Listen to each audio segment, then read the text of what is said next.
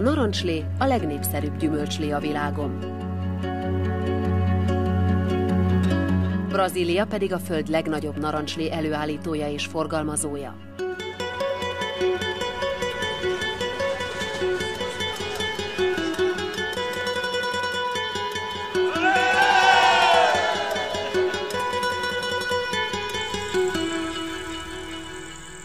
A világon elfogyasztott narancslé több mint fele csak Brazíliából származik, ahonnan a narancslé 98%-át külföldre viszik. A legtöbbet az Európai Unió országaiba.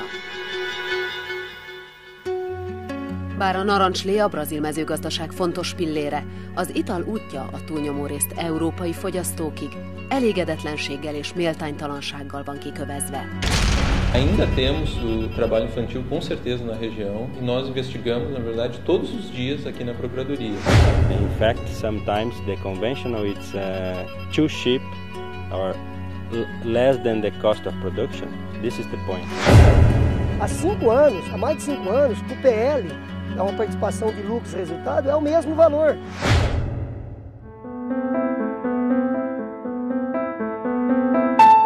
A kemény fizikai munkát végző szüretelők bére a minimális megélhetést sem biztosítja. A narancs felvásárlóit, a legnagyobb cégeket korrupcióval, kartelezéssal, bérleszorítással vádolják, szakszervezetek, ügyészek, sőt államügyészek is.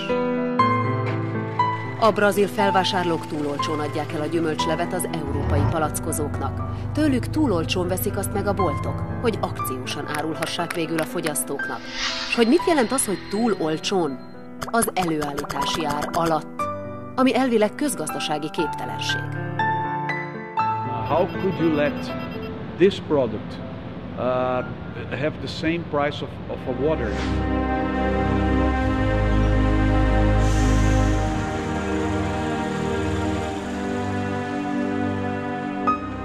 A narancsszektor ma leginkább azért a legrosszabb helyzetű brazil mezőgazdasági ágazat, mert egyre kevesebb, egyre nagyobb hatalmú termelő és kereskedelmi vállalat van a piacon, vagyis egyre kevesebben versenyeznek egymással.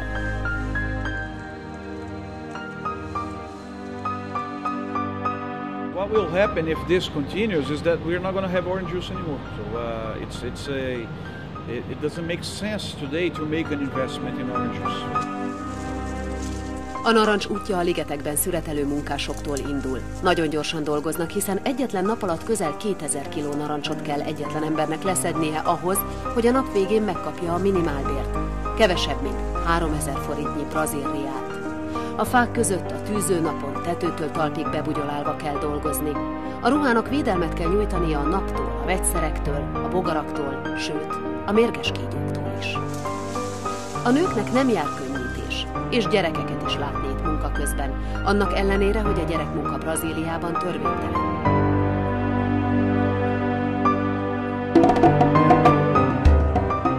A narancsléipar legkiszolgáltatottabb szereplői a szüretelők. Gyakran nem kapnak védőruhát.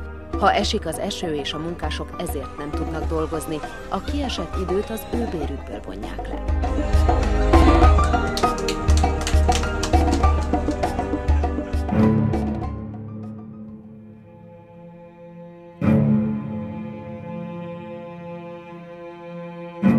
Azokat a szüreti munkásokat, akik messze laknak a szüret helyétől, megalázó barakkokban szállásolják el.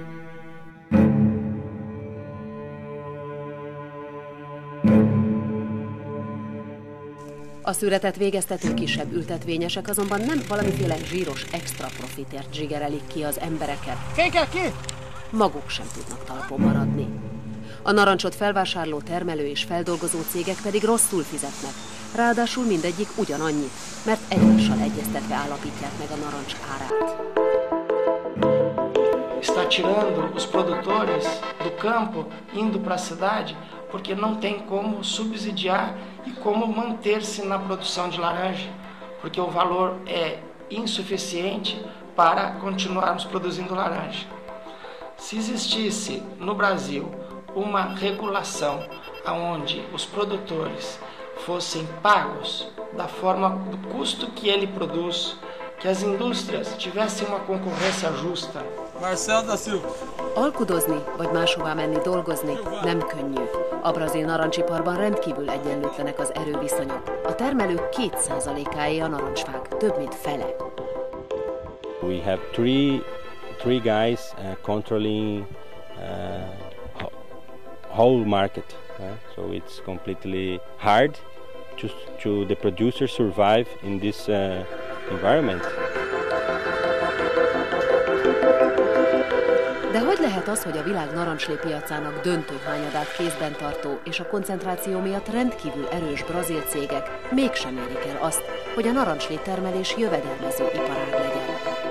A kistermelőket a feldolgozó óriásokkal szemben a São Paulo-i bíróságon képviselő ügyvéd szerint egyszerűen azért, mert a nagy cégek így is rengeteget keresnek. A beszállítóik érdekei azonban nem érdeklik őket. A feldolgozók a narancslevet először saját maguknak adják el egy offshore cégbe. Onnan adják tovább teljesen más áron a valódi vevőknek, az európai palackozóknak. A brazil termesztőknek ezek után azt mondanak a piaci árakról, amit csak akarnak. A politikusok pedig nem fognak ezen változtatni, hiába tudják, mi zajlik, hiszen a feldolgozók sok pénzzel támogatják a kampányokat minden oldalon. International court could help if they prepare regulations of transparency, and in this case, the companies should be obliged to show exactly what they do, and this could help even the Brazilian producers. A narancslevet az európai fogyasztók döntő többsége szupermarketláncokban vásárolja, amelyek egyes országokban az élelmiszer és üdítőital kereskedelem több mint 3/4-ét bonyolítják. A koncentrálódó élelmiszerkereskedelem azt jelenti, hogy a láncok kezében óriási vevői erő összpontosul, és hatékonyan tudják lefelé nyomni a felvásárlási árakat. Ráadásul a saját márkás termékek terjedése is csökkenti más szereplők piacra jutási lehetőségét, és persze az árait is. This brings pressure downstream in the chain. What I'm telling you is that this pressure can't be thrown to Brazil because there are no margins anymore here to make this happen. A narancslé fogyasztói pedig a 2008-as gazdasági világválság óta nagyon árérzékenyek Európában. Vajon megmenthető-e a brazil narancsipar? Igazságosabbá tehető-e a munkások és a termelők helyzete? Az Európai Uniónak van arra lehetősége, hogy a narancslevet árusító szupermarketektől megkövetelje, hogy teremtsenek átlátható és tisztességes körülményeket a beszállítói láncaikban. Létrehozhat olyan intézményeket, amelyek a beszállítói lánc bármely szereplőjének hatékony európai jogorvoslati lehetőséget biztosítana. De a fogyasztóknak is van felelőssége. Consumers are really starting to have the power to have more information outside from what the company tells us in the commercials, from what the press tells us in the newspaper. So we're having more power of knowledge and how to use that knowledge, and we are being able to change that.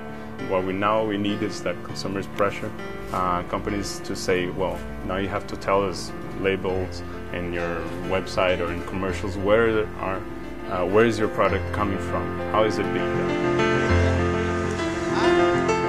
De vajon a fogyasztók tudnak és akarnak-e fizetni a narancslé láncban látható méltánytalanságok megszüntetéséért?